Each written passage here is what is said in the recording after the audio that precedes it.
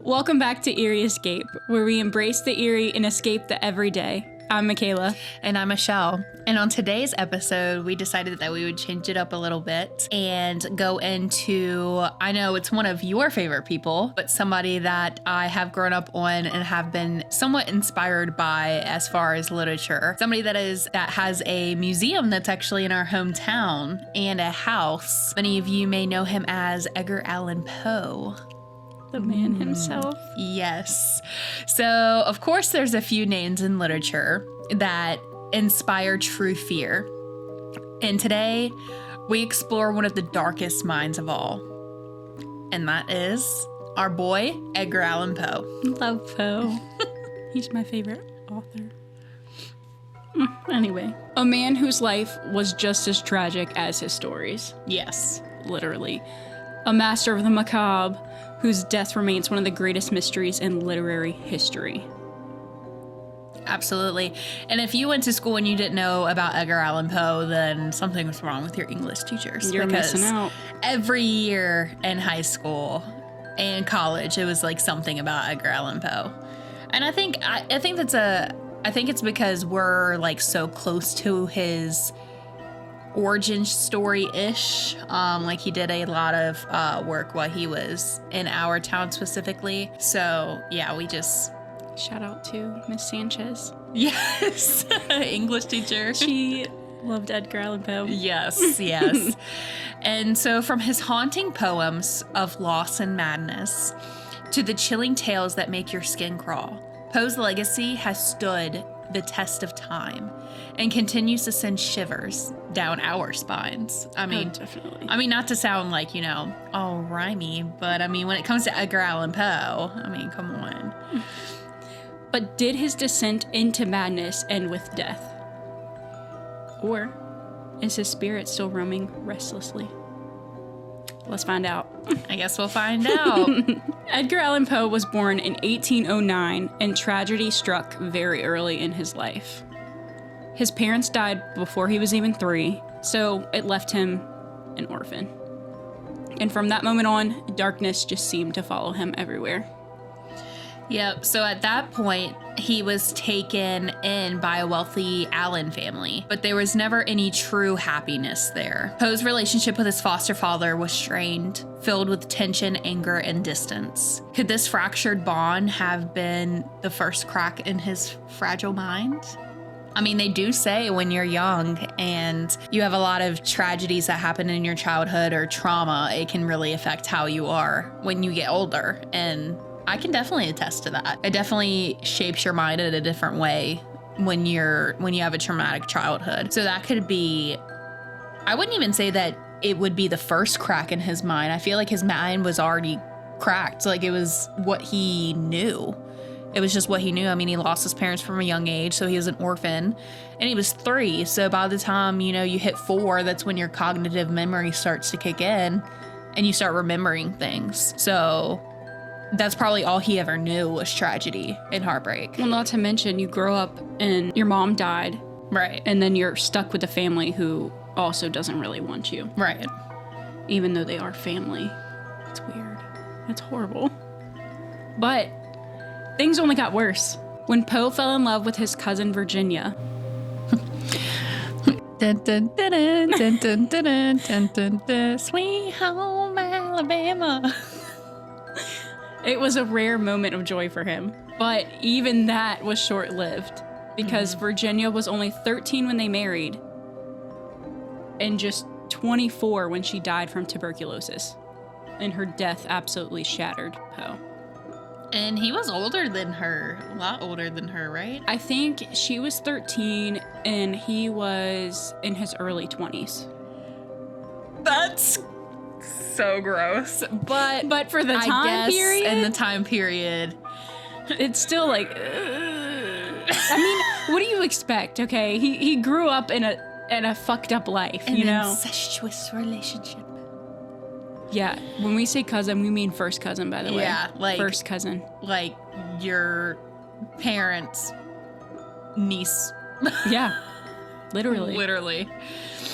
So it's said that in his letters and writings, you can see him descending into a world of grief and torment. He spiraled into alcoholism and depression, battling inner demons that would later appear as central themes in his stories. That's true. You can really tell. Like, a lot of people know about the Raven and the Telltale Heart, but if you actually read them, because that's something I've been wanting to do, read them in like chronological order. You can actually see it. They just did that at the same time. They just get darker and darker. They do get darker and darker and darker. And it's kind of like when you read like Stephen King books. It's like, okay, are they doing this just for show, or is it because they are truly cracked? I think in his case, it's because, not that he was cracked, it's just that, it's all he ever knew. That, and a lot of people paint him as this madman, and I don't think that's what it was. I think it was genuinely, he was depressed, like severely, like severe depression. And he had no one to talk to, so he just turned to writing. Nobody. Yeah. He turned to writing. I mean, he lost his parents, grew up in a hellish family, and then fell in love, and she was taken away from him. So he was virtually alone. And this is all in his early years of life. Yeah. We haven't even gotten to like later on down the road. Like, yep. It was just him and his 12 million cats. Yeah. The Hemingway cats with the extra toe bean. And some say those demons followed him beyond the grave. So we all know that Poe was born and virtually, raised a little bit of his life in Boston, Massachusetts. Well, when he lived with the Allan family, he moved down to here, Richmond, Virginia, where he really took off as far as like knowing that he wanted to be a writer, and nobody would support him in that idea. So once he got old enough and, all of his tragedy happened, he started traveling back and forth from Baltimore and back to Richmond. And in that, whole thing, he enlisted in the army. He went to England. He just traveled everywhere. Yes. But primarily between him traveling on the East Coast between Baltimore, New York, South Carolina, Virginia, he published a whole lot of his writings. And most of his writings were very disheartening, but they were a key point in today's literature and to like a true sight of the dark and Eerie. And then, of course, he returned back to Baltimore for his last publishings of his editions. And then that would lead to his death. So on October 3rd, 1849, Poe was found delirious on the streets of Baltimore. He was wearing clothes that weren't his and mumbling incoherently. 4 days later, he was found dead. That's so sad. Yeah. And it's crazy because he obviously was mumbling a bunch of random stuff, but he kept saying this one name over and over and over again. But it didn't lead anywhere. Nobody could figure out who that person was. And to this day, nobody really knows what happened to him. Some say it was alcohol poisoning. Others believe he was a victim of cooping, which was a practice where political gangs kidnapped people and forced them to vote multiple times in elections. But there are also darker theories. Yes, I remember when I was younger, like my mom is obsessed with Edgar Allan Poe. Like she has every single one of his poems, every single one of his books, everything like that. When I was growing up, I was always told that he had passed due to getting cat scratch fever. Yeah, that he had all these cats and he ended up getting cat scratch fever because, back in the days, there was no such thing as veterinary care, and that he got cat scratch fever and succumbed to it because that can make you delirious and incoherent. Yeah. But, that's just another rumor. But could it have been something supernatural? Possibly. I mean, some even suggest that Poe was cursed. After all, his tales often dealt with premature burials and death itself as an entity. And just like we keep saying every episode, if you leave yourself open to being subjected to it, it'll come your way. And when you're in a dark state like that, darkness is attracted to that. Yes. I mean, literally all his life, all he saw was death. Death and despair. From his parents Yep. to Virginia, then in the army, Yep. then, like, you're just seeing the same things over and over again. And at that point, death becomes a friend. And then he started alcoholism and gambling and losing all of his money and to cope. And then that's, alcohol is a downer. And everybody thought he was just crazy. So, I don't even think people wanted to help. No. To be honest. They were just like, he's crazy. Just let him do what he's just a writer. He's another basket case. Yeah. That's so sad. And it's crazy. I mean, even in death, he couldn't escape the macabre. Yeah. Poe's ghost is said to haunt several locations. Not just one, several. His grave, his home, and even taverns where he spent his final days. The Poe Museum downtown. Yep. His house downtown. There's rumors about that. He's just everywhere. And it's weird because I've heard people at the Poe Museum have even said they've heard Virginia come through. Yeah. On like spirit boxes and stuff. But I mean, he's leaving a lasting impression, and his energy was so low. Think about like the reason why when people are depressed and these things are easily attracted to them is because your guard is down. Absolutely. And you're going through such intense emotions. And at that point, you don't care what happens to you. You don't care what happens to you. So you're just like, okay. All these intense emotions. And so they leave lasting impressions on places that you've been, especially if he frequented somewhere quite often. Mm-hmm. There's obviously going to be some type of energy left there. Yeah, and they say the most tortured souls come back. Yep. Look at all the asylums. Yep. Haunted. Haunted as hell.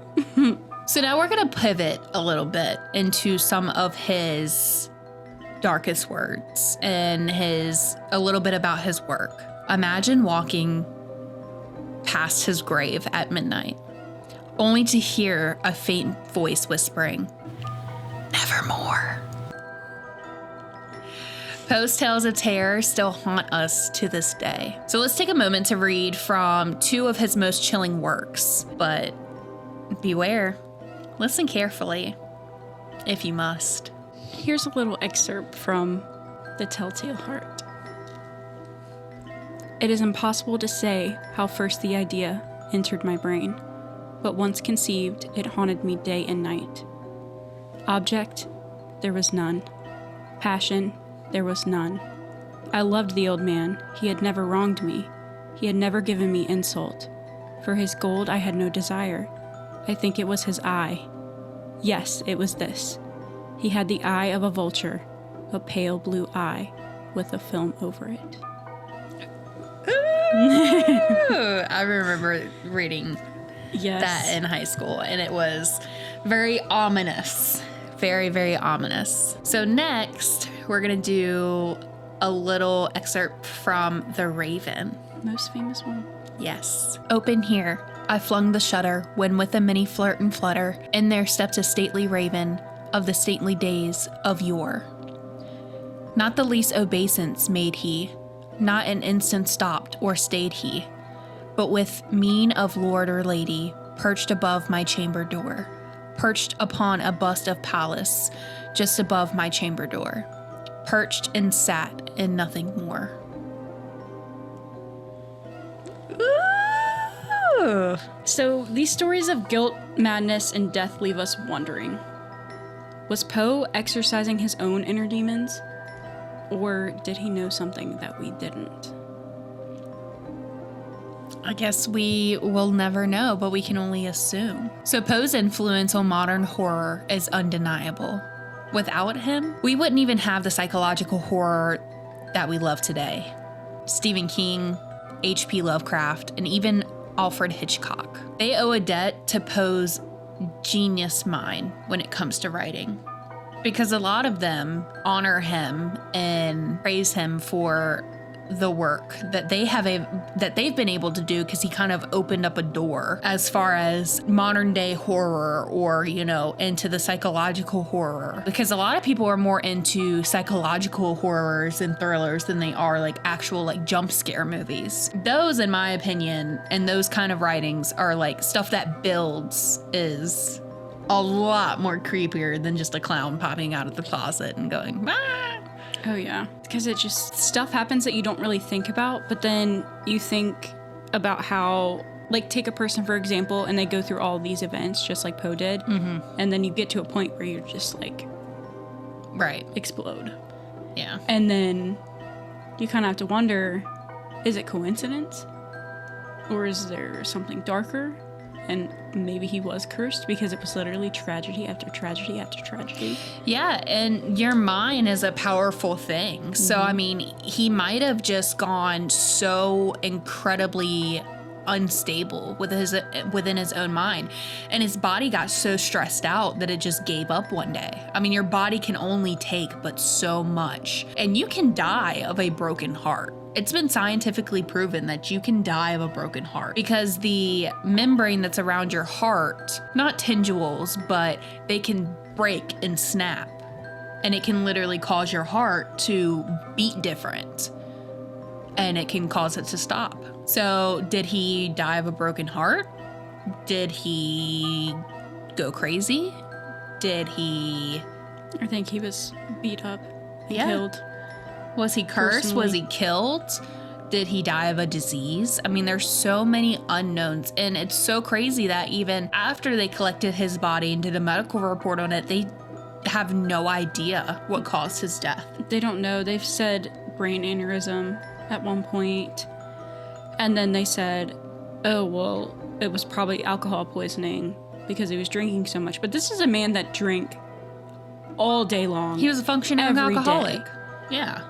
And for him to be found in the middle of the street, and someone else's clothes, right? You don't know what the hell happened to him. And he was known to be a type of person that stood up for what he believed in. He was very outspoken. Like that was his thing. And he knew that people thought he was weird, but he just didn't care. And at that point, he was a very well-known author. He was very successful in his craft. So, and you know, back in the day, they're terrible at bookkeeping. We've talked about this before. Terrible at keeping records up to date. So maybe there was a document somewhere that had the actual cause of death, but it just got lost throughout the years. That, and I think that people just thought that he was this weird alcoholic and they didn't care about him. So they were just like, it doesn't matter how he died. And if it was a political gang, they have a lot of sway, especially in a city like Baltimore. Yeah, money buys everything, and even today. It was, to me, it kind of seems like we'll just cover it up type thing. Yeah, money talks, he's bullshit an alcoholic. walks. Everybody knows he was crazy. Yeah. So we'll just pin it off as, oh, he's an alcoholic, and that's that. Yeah. And the thing is, Poe's influence doesn't even stop at books and movies. His works have been adapted into chilling radio dramas, films, and even haunted houses. His tales of terror have been woven into pop culture. I mean, to this day, people still talk about Poe. Clearly. Absolutely, yeah. And there's something timeless about his work. Yes. The fear of madness, the unknown, and death itself. They're as terrifying now as they were in the 1800s. It's true. It even makes them even more terrifying. I think so, yeah. Because with modern technology, you know, I feel like in a way as a state or populace or whatever, that we're kind of desensitized to things like that, as far as like horror and, we are, you know, death and despair, you know, stuff like that. It's so like modernized at this point that we're so desensitized. But back then, reading that was probably downright terrifying, because they're probably like, and to think that it was going on back then, like it is now, and that it's on black and white paper, it's even more creepy that it's traveled through all this time and it's still relevant. I mean, some of his the Telltale Heart, for example. You remember when we went to Salem and we did that ghost tour? Mm-hmm. So the house that was right across the street from where we met up for the tour, it's called the Gardner Pingree House. the events that happened there, which was like a tragic murder, like an old man got murdered by his son not his son-in-law, but like he was married to his niece. So however that would be, whatever. Yeah. For money, basically. Yes. And that event shook everybody in Salem, literally all over the U.S. And that event actually inspired his story of Telltale Heart. Yep. Same thing with Nathaniel Hawthorne. Like, it inspired him too. So it's like, I think it's also because these events that were going on, all these writers are taking bits and pieces of it and making it into literature. And people were probably just looking at him like, oh, he's crazy. He's obsessed with crime. He's like a total crime, like a true crime junkie. Yeah. And what would have been back then. Right. And sometimes, like, you know, back then with like poems and stuff, you have to, instead of just looking at the words, you have to look deeper into the words. There's always an undertone, a deeper meaning. Yeah. Yeah. Which makes it even more dark and eerie, like upsetting, not in like an anger way, but in a sadness way. It's like, you know, this person, you know, that wrote stories about others and stuff, the tragedies that they've been through, and it's so terrifying. And it's so nice to read his stuff because there's so many layers. Yeah. There's so many, like, you can literally you can reread his stuff and there's always something that's gonna stick out. Yeah, it's always something new. Yeah. Like, if you read it and then 10 years later you read it again after you've lived a good part of life, and then you go back and you're like, wow, that totally didn't mean what I thought it meant. Mm-mm. But now it makes sense. Not that it didn't make sense before, but now it's kind of like, ooh, okay. I love it. But yeah, he was an incredible writer and an incredible portrayal of stories. And I mean, not that sadness is incredible, but it's his work. He embodies, because you can read stories about grief and death and things like that, and it's not going to be the same for you can everybody. Feel sorry about it, right? But his writings are so raw that it hits you in a different really way. Hits you. It's like, oh shit. Yeah. And I don't know. I just love his work. I can't. I'm obsessed. But yeah, every time we see a crow somewhere or something, I have to be like, look, and she'll be like, Edgar Allan Poe. I love it so much. And we literally haven't even been to the Poe Museum, which is crazy. I have. Well, I know you have. I haven't. It's upsetting. Anyway, you got to think, my mom is like Edgar Allan Poe's #1 fan. So of course, believe it or not, so is my mom. My mom loves Poe. Literally loves him, and I'm like, same. Give me all of it. My mom need it all. had a book about this thick in the back of her 2008 Blazer for half of my childhood in the trunk area. And she would randomly pull it out. All the We'd stories. be sitting there in traffic. She'd be like, go get my book. And she would literally sit there in traffic and read Edgar Allan Poe and read it to me. And I would just be like, oh, look, clouds. At like 8 years old.